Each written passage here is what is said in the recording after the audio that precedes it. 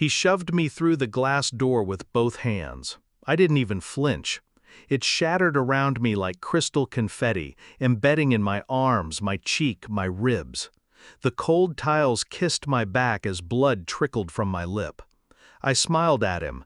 "You just lost everything," I whispered, calm, certain. And that was the last moment he still believed he had control. My father used to kiss me goodnight with the same hands he just used to break me. We were a perfect picture once. Him, the empire builder, me, the loyal son. My sister, Leela, was the quiet genius, happy to stay behind the curtain while I smiled in front of it. He called me his heir, but she was the mind. She wrote the code, designed the structure, dreamt up the empire he claimed to build. And then he took it from her. When Leela refused to sign the patent rights over, he sent lawyers. When she pushed back, he sent lies. Told investors she was unstable, leaked her medical records, put her in a corner and painted her as a liability. She disappeared after that. Pills, bathtub, blood. I found her journal 3 days later, tucked in a shoebox under her bed. He took everything from me, but he still calls himself a father. I didn't cry, I didn't scream, I didn't go to the press. I moved back in. "Family needs to stick together," I told him. He nodded, clueless. Thought I'd come crawling back to beg for my seat at the table. He didn't know I'd already started building my own. The first move was quiet.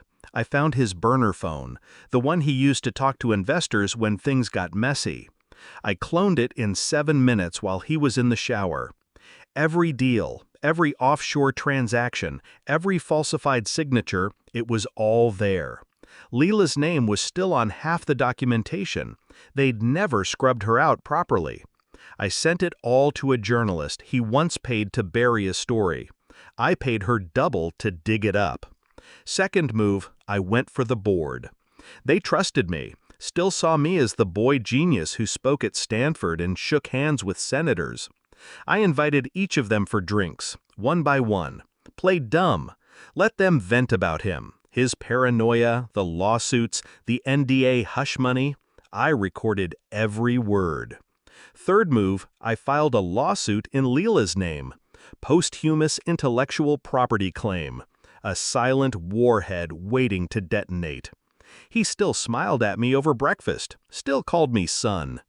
I stared at the man who'd stolen my sister's future, and I made sure he never saw the storm until it hit. The final play was live. 8 p.m., the annual shareholder broadcast. I walked on stage, tie loose, eyes sharp. He was in the front row, beaming. Still believed I'd come back to make him proud. "I'd like to begin," I said into the mic, "with the truth." I laid it all bare. The patents, the forgeries, the harassment, Leela's brilliance, her erasure, the empire built on her bones. And the documents, the ones with his signature on every lie, lit up the screen behind me like fireworks. He stood, stunned, tried to walk up, but security held him back. I kept speaking. I was 13 when he told me I'd inherit his legacy. He never said it was stolen. By morning, he was out. The board voted him off within 12 hours. The media crucified him in 24. The government investigation opened before the sun even rose. And I took my sister's name, her code, her dream, and I rebuilt everything in her honor. He came to the house that night, drunk, hollow, said I was ungrateful, said I was just like her, said I was nothing.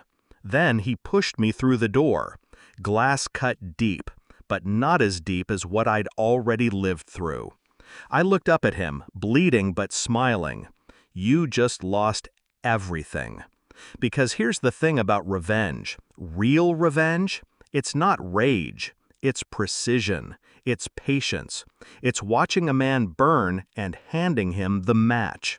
They took him in 3 days later. Wire fraud, corporate theft, conspiracy. And I sat in the office with Leela's picture on the desk, and watched the stock rise. The empire was hers now, and he was just another name rotting on the wrong side of history. I don't feel sorry. He took her future, so I took everything else.